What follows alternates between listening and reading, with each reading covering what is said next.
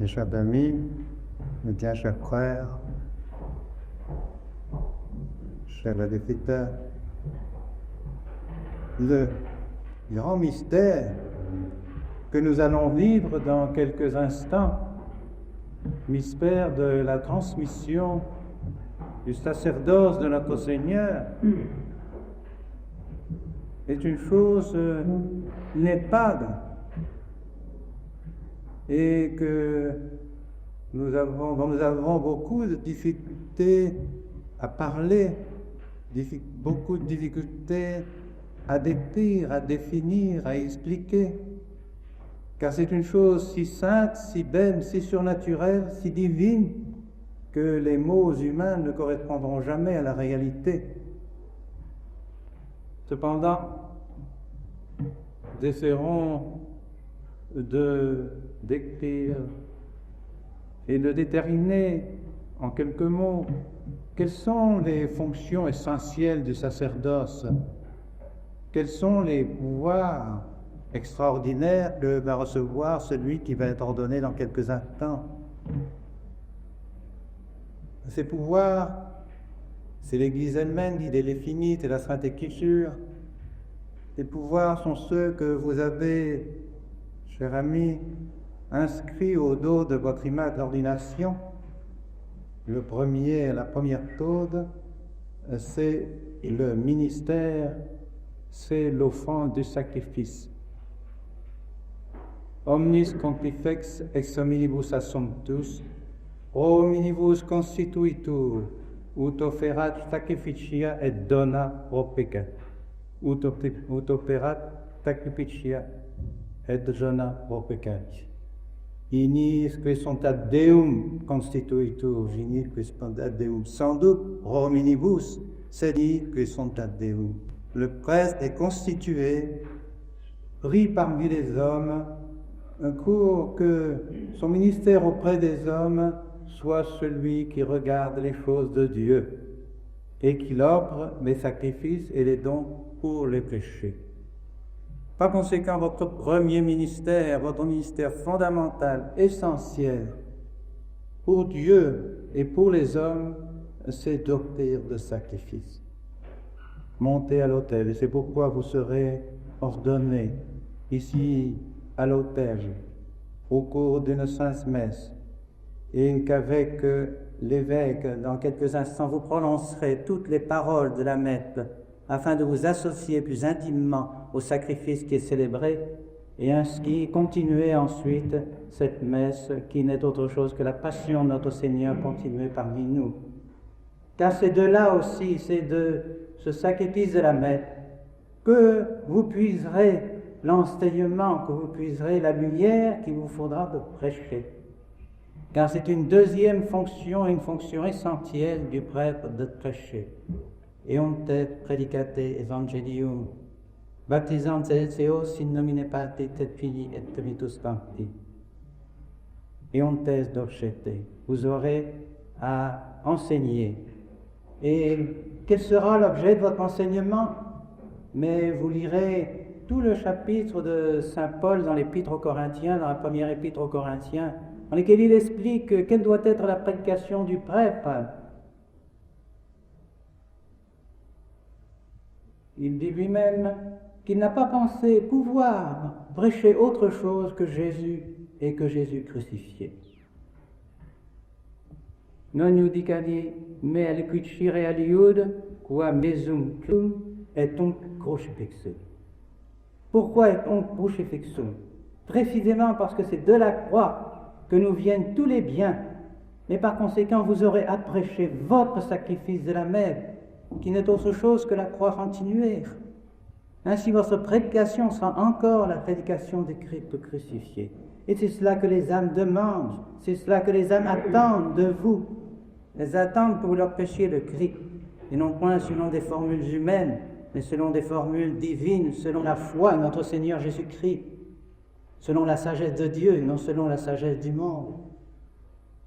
Ainsi vous prêcherez afin que les âmes viennent à notre Seigneur Jésus-Christ, qu'elles viennent s'associer à l'autel, qu'elles viennent s'associer à votre sacrifice de la messe, Et pour cela, vous aurez à les baptiser, pour cela, vous aurez à les préparer à la confirmation, pour cela, vous aurez à les contester. Et quel beau ministère que le ministère de la confession. Regardez ces saints prêtres comme le curé d'Ars. Regardez ce saint prêtre que nous avons connu, le bon Padre Pio. Ont passé leur vie à dire, à célébrer saintement. Ils ont passé leur vie au confessionnal afin de sanctifier l'État. Et bien que ce soit là des modèles, que nous les suivions, que nous aimions ce ministère rapport plénite du sacrement de pénitence, mais que nous daignions afin de transmettre la grâce aux âmes, afin de répandre sur les âmes le sang de notre Seigneur Jésus-Christ, qui seul est la source de la sanctification et de la rémission des péchés. Vous aurez donc à célébrer saint les membres de Saint-Smith, vous prêcherez l'évangile, vous prêcherez la croix de notre Seigneur. Et vous aurez aussi à régir les âmes. Vous aurez aussi à conduire le troupe sur Rachel. Pascite quin vobisette de regenzeni. Car il ne suffit pas de donner les sacrements. Il ne suffit pas de sanctifier les âmes par la grâce de notre Seigneur. Il faut les conduire, les prendre par la main, leur donner ces conseils que votre âme sacerdotale voudra leur donner et sera inspirée pour leur donner afin de les conduire sur le chemin d'éternité. Et vous conduirez ce troupeau qui vous sera confié, ces âmes qui vous seront confiées, non spontanées, dit l'Évangile, dit Saint Pierre, non coactées, non pas d'une manière rude, non pas à la manière du monde, mais comme un fer, comme celui qui est sicut forma pacti regetex animo, celui qui est vraiment la forme de son troupeau, c'est-à-dire qui donne vraiment l'esprit à son troupeau et qui fait en sorte que cet esprit soit vraiment l'esprit de notre Seigneur. Voilà le rôle du prêtre. Célébrer la Sainte Guerre, prêcher l'Évangile afin d'amener les âmes au sacrement de notre Seigneur et afin de les associer à la Sainte Messe, et ensuite les conduire tout au long de leur vie afin qu'elles atteignent vraiment l'éternité et le but pour lequel notre Seigneur les a créées.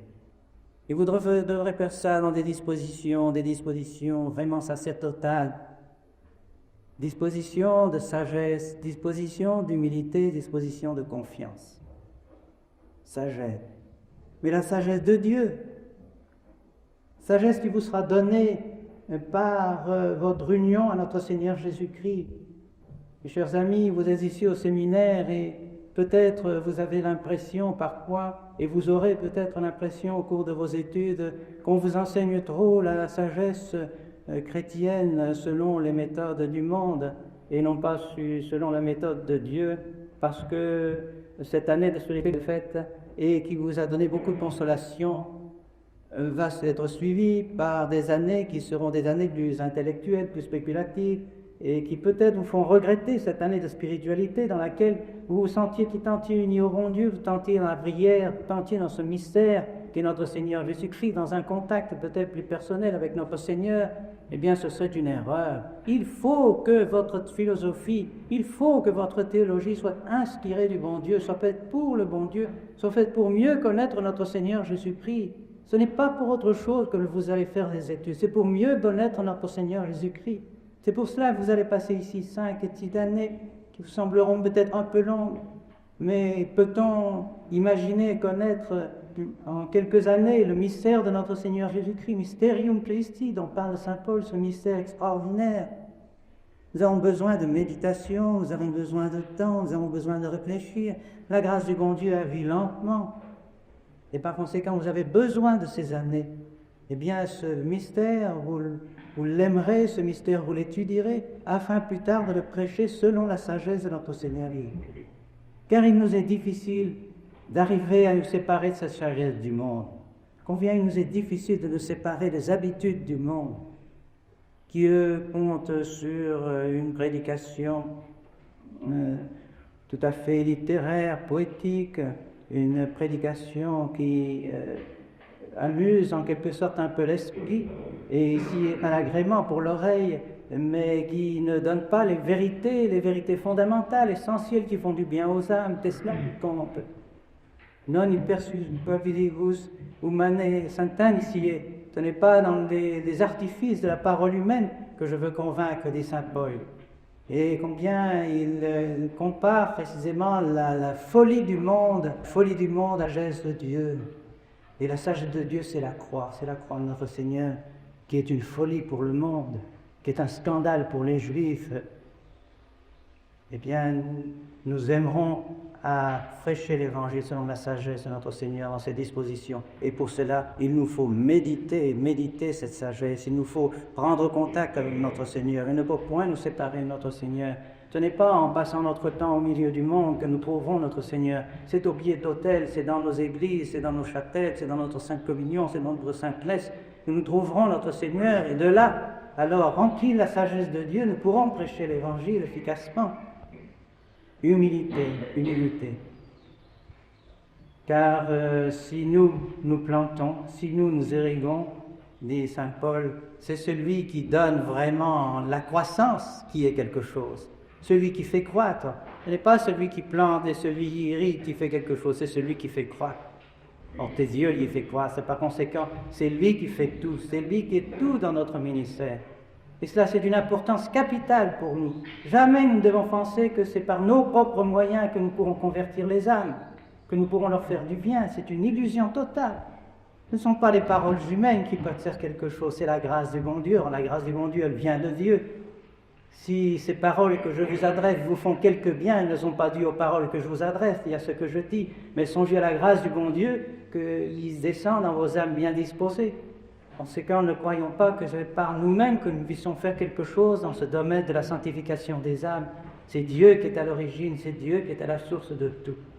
Et précisément, plus nous serons convaincus que Dieu est tout, que Dieu fait tout, que nous sommes des serviteurs inutiles, comme le dit aussi si bien saint Paul, si l'on croit que l'on est quelque chose, on reste dans l'illusion. Cum nisi ipse se seduce. Et si quelqu'un croit qu'il est quelque chose alors qu'il n'est rien, il se fait complète illusion. Eh bien, que ce soit là notre conviction. Et ensuite, justement, plus nous serons dans l'humilité, plus nous comprendrons que c'est Dieu qui fait tout, et plus nous aurons confiance. Une confiance alors inébranlable. Pourquoi ? Parce que, content que c'est Dieu qui fait tout, que nos pauvres natures humaines, nos pauvres qualités, notre pauvre instruction, et si peu de choses, que nous sommes que des instruments de Dieu. Nous sommes dispensatores mysteriorum Dei, dit saint Paul, dispensatores, c'est-à-dire ceux qui sont les administrateurs des biens de Dieu, mais qui ne sont pas la cause, de ces biens. Alors c'est quand ayons dans nos cœurs cette confiance inébranlable. Et c'est ainsi que nous devons préminer bien aux âmes. Donc que ce soit là, mon cher ami, vos dispositions, tandis que vous allez recevoir ces grâces du Saint-Esprit, qui déjà ont été transmises depuis que notre Seigneur a fait ses apôtres, depuis que les apôtres ont sacré des prêtres. Voici que jusqu'à vous c'est venu cette grâce, et cette grâce va être répandue afin que vous puissiez accomplir ce ministère et vous puissiez l'accomplir dans tes dispositions de recherche de la sagesse de Dieu, d'humilité et de confiance. Notre Seigneur l'a dit lorsqu'il a dit « Ontes predicate evangelium omni creature, baptizantes eos in nomine Patris et Filii et Spiritus Sancti, et ecce vobis sum, omnibus diebus, usque consummationem seculi. » Et voici que je suis avec vous tous les jours, omnibus diebus, usque consummationem seculi, jusqu'à la fin des temps. Alors, qu'est-ce que nous pouvons demander ? Je peux nous dire que si nous prêchons, que si nous avons notre seul travail à faire, il sera avec nous tous les jours. Ayons confiance. Faisons plus de confiance inébranlable en la grâce de notre Seigneur. Et puisque Marie est la mère de notre sacerdoce, vous serez encore davantage aujourd'hui fils de Marie parce que vous serez prêtre. Parce que Marie est la mère du prêtre par excellence. Par conséquent, participant davantage au sacerdoce de son Fils, vous serez aussi aujourd'hui, d'une manière plus particulière désormais, le Fils de Marie. Et demandez à la Sainte Vierge qu'elle vous accompagne dans votre ministère, qu'elle soit toujours votre mère, qu'elle soit votre ange gardien, et que toujours dans votre ministère vous ayez recours à elle, car c'est par elle qu'il vient toute grâce de Dieu. Elle est la médiatrice de toutes les grâces, et même toutes les grâces des autres sacerdoces vous viennent par elle. Lorsqu'elle était au milieu des apôtres, au moment de la Pentecôte, c'est le pape Pie XII qui le disait encore, il y a peu de temps. Le pape Pie XII disait qu'on peut croire réellement que les grâces que les apôtres ont reçues au moment de la Pentecôte, ils les ont reçues par l'intermédiaire de Marie. Alors confiez-vous à Marie et vous aurez un ministère rempli de grâce. En nom du Père,